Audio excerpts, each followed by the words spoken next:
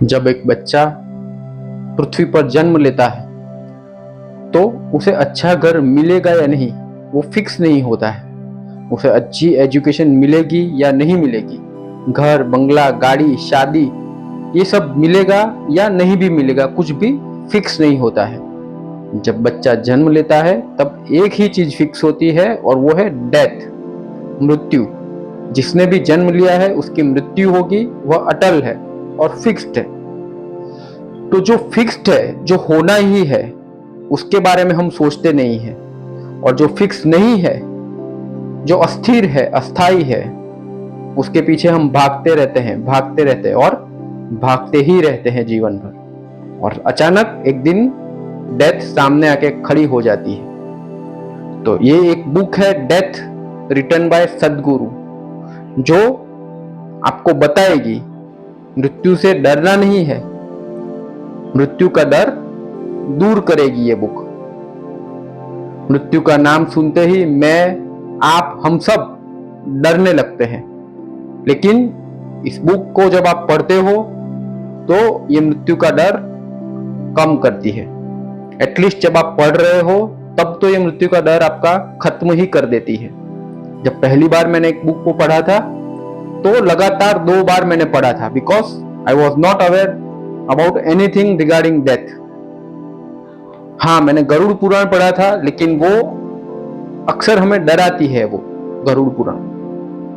Death ये जो book है वो आपको मृत्यु के पास लेकर के जाती है और मृत्यु का जो भय है उसको दूर करने का प्रयास करती है। अगर आप भगवान में मानते हो तो ये बुक आपके लिए है, अगर नहीं भी मानते हो तो भी ये बुक आपके लिए है। अगर आप स्पिरिचुअल पाथ पर हो तो ये बुक डेफिनेटली आपके लिए है, लेकिन अगर नहीं भी हो तो भी ये बुक आपके लिए है। अगर आप मेडिटेशन करते हो तो ये बुक आपके लिए है, लेकिन अगर आप मेडिटेशन नहीं भी करते हो तो भी ये बुक आपके लिए है। तो हर किसी एज ग्रुप के लिए, हर किसी के लिए जो मरने वाला है, उन सब के लिए ये बुक है। तो इस बुक के कुछ इंपॉर्टेंट पॉइंट्स आपके साथ शेयर कर रहा हूं। Definitely it will give you some insight. सबसे पहला point number 1, death process. Death की भी एक प्रोसेस होती है।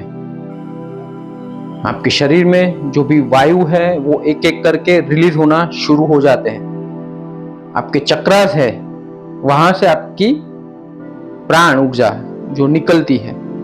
तो एक प्रोसेस है, वो प्रोसेस पूरी इस बुक में बताई गई है कि at the time of death एक जीवात्मा किस प्रोसेस से गुजरती है, और वो प्रोसेस एंड हो जब होती है तब जीवात्मा शरीर से बाहर निकलती है। तो इस प्रोसेस को इस बुक में डिटेल में बताया गया है।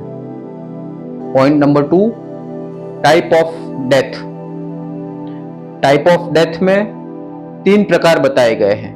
नेचुरल डेथ, आपकी एज हुई और एज के साथ आपकी मृत्यु हुई, वो नेचुरल डेथ। Number 2, suicide. अगर कोई व्यक्ति सुसाइड करता है तो उसकी डेथ होती है, वो सुसाइडल डेथ। एंड थर्ड, अकाल मृत्यु।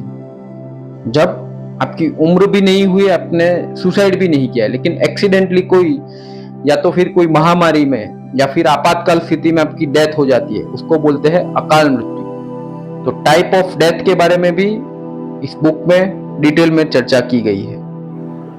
पॉइंट नंबर 3, डेथ को दूर धकेलना, आयुष्य को बड़ा करना।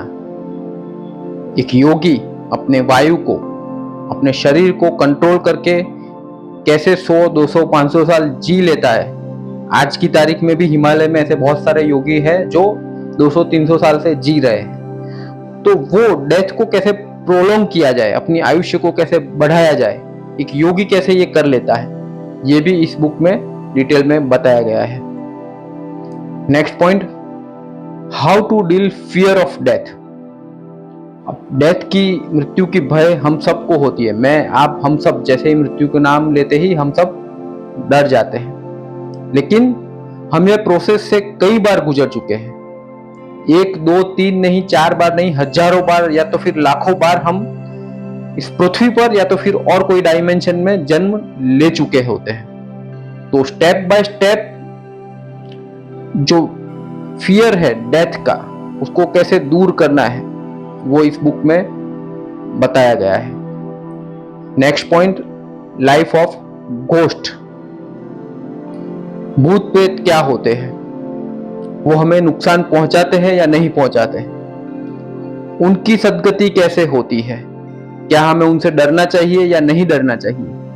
तो घोस्ट के बारे में भी इस बुक में डिटेल में बताया गया है। तो आपके जो कंसेप्ट है घोस्ट के बारे में, वो भी इस बुक से काफी हद तक क्लियर होते हैं। आपका डर धीरे धीरे कम होने लगता है।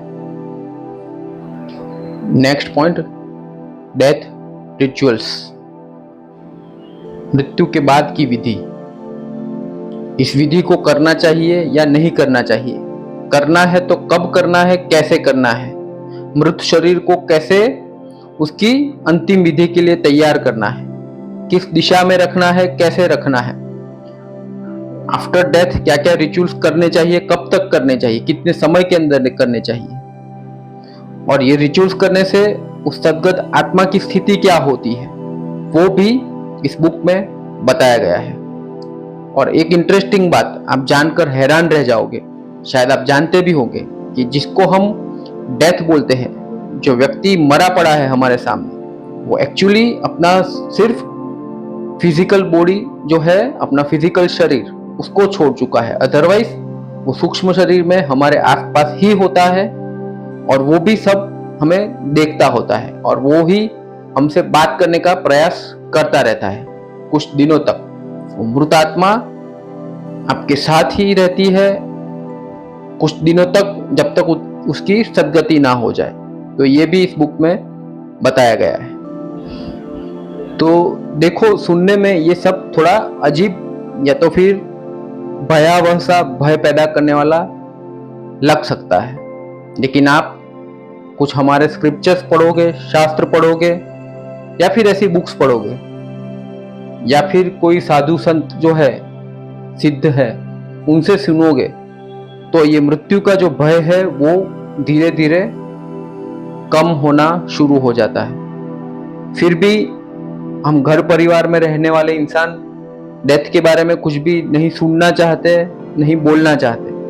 हम तो यहाँ तक कि बच्चों तक भी, उनको भी डेथ के बारे में कुछ बताना नहीं चाहते। जो रियलिटी है, जो कंफर्म है, उससे हम भागते रहते हैं, और जो कंफर्म नहीं है, जैसे कि मैंने बताया, उसके पीछे जीवन भर भागते रहते हैं।